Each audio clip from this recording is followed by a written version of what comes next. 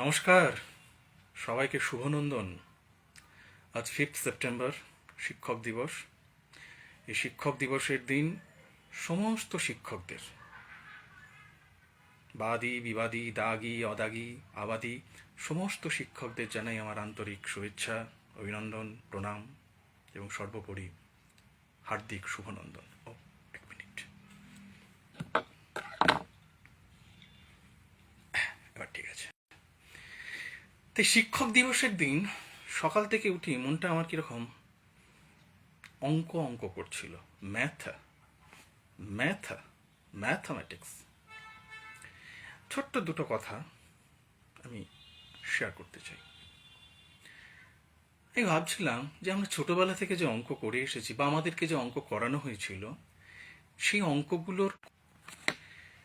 অঙ্কগুলোর কতটা প্রভাব আমার জীবনে।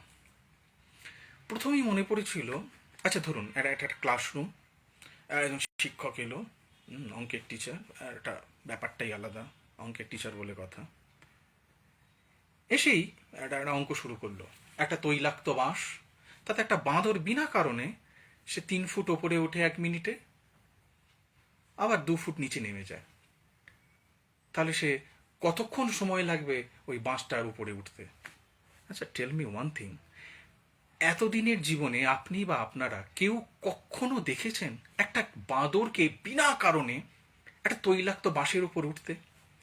প্রথম কথা, কার তেলের প্রচুর দাম, সে একটা বাঁশকে তেল মাখাবে, মাঝখানে রেখে দেবে একটা বাঁদরকে, কি মজা চলছে? আর সে বাঁদরটা কেনই বা উঠতে যাবে বিনা কারণে? মানে এটা থার্মোডিনামিক্যালি ফেভারেবল নয়।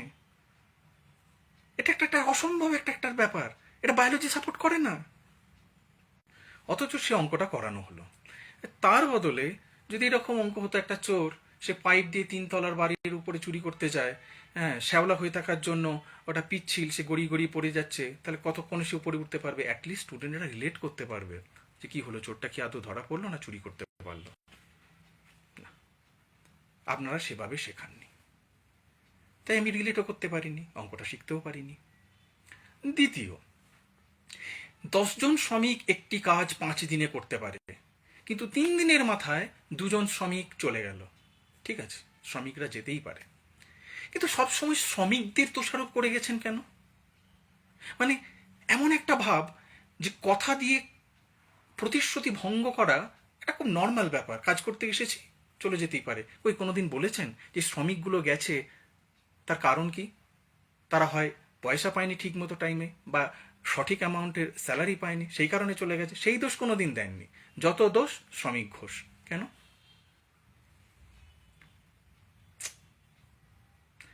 আর দুর্নীতির কথা, দুর্নীতি তো ছোটবেলায় শেখানো হয়েছিল।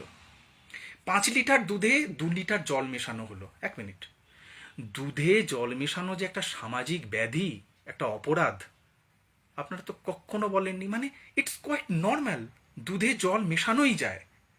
কেন ভাই? আপনারা শেখাতে পারেননি? বলেছেন কখনো দুধে জল মেশাবে না? এটা একটা অপরাধ। সেখানে ওই ছোটবেলায় দুধে জল মিশিয়েছিল, এখন কিসে কি মেশাচ্ছে ভগবান জানে, আপনারা ধরতে পারবেন না। তারপর এই লসাগু গসাগু, আচ্ছা বলুন তো, জীবনে এই লসাগু গসাগু কোনোদিন বুঝিয়েছেন যে প্র্যাকটিক্যাল লাইফে আমার কোথায় কাজে লাগে? এসে ঠ্যাং মিলে মিলে আপনারা করে দিলেন, এটাকে লসাগু করতে হয়, এইভাবে গসাগু করতে হয়। আরে আমি ইউজ করব কোথায়, সেটা তো আপনারা বলেননি। আরও আছে, চৌবাচ্চায় জল পড়ছেন কেন? নদী পাড়ে জন্মেছেন বলে জল এত সস্তা? জল অপচয় করা যে একটা সামাজিক ব্যাধি, অপরাধ, সেটা আপনারা বলেননি। জল নষ্ট করে গেছেন, ফুটো চৌবাচ্চায় জল ভরেই গেছেন। হায় পোড়া কপাল। যাই হোক, মনে রাখবেন, এই আপনারা শেখাতে পারেননি অঙ্কগুলো, সেই কারণে না অসংখ্য স্টুডেন্ট, অন্তত আমার মতো, যারা অঙ্ককে ভয় পেয়েছে কিন্তু পালিয়ে বাঁচতে পারেনি।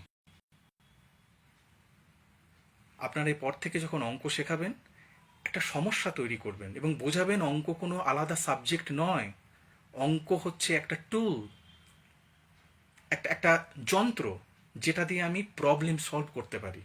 তাহলে স্টুডেন্টরা কানেক্ট করতে পারবে। 3 কেজি আসাম চায়ের সাথে 2 কেজি দার্জিলিং চা মেশালে কত টাকা প্রফিট হবে? প্রফিট করতেই পারেন, কিন্তু মেশাবেন কেন আপনি? আপনি কোনোদিন এরকম চা খেয়েছেন, দার্জিলিং চায়ের সাথে আসাম চা মেশানো চা? তার থেকে বরং বলতে পারতেন তোর বাড়িতে যখন রান্না হয় মুসুর ডাল মুগ একসাথে মিশিয়ে রান্না করা হচ্ছে, তাহলে এই রকম অনুপাতের অঙ্ক, যেটা হ্যাঁ স্টুডেন্টরা, তাই তো আমার মা তো করে দেখেছি, মুগ ডালের সাথে মুগ মুসুর একসাথে খিচুড়ি করার সময় অনুপাতটা তারা বুঝতে পারবে। আপনারা সেটা করেননি, আপনারা অঙ্ক বোঝাতে এসেছেন। করবেন না এরকম। অদমকে ক্ষমা করে দেবেন, শিখতে পারিনি অঙ্কটা, আর যেটুকু শিখেছি এই প্র্যাকটিক্যাল লাইফে এসে সেটুকু অঙ্ক শিখেছি।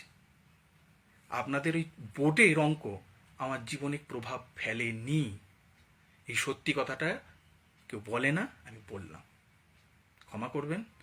আর অঙ্ক কোনো সাবজেক্ট নয় আলাদা, অঙ্ক হচ্ছে একটা বিপত্তারিণী, সমস্যা সমাধানের একটা উপায়, সেভাবে বোঝান। ভালো থাকবেন।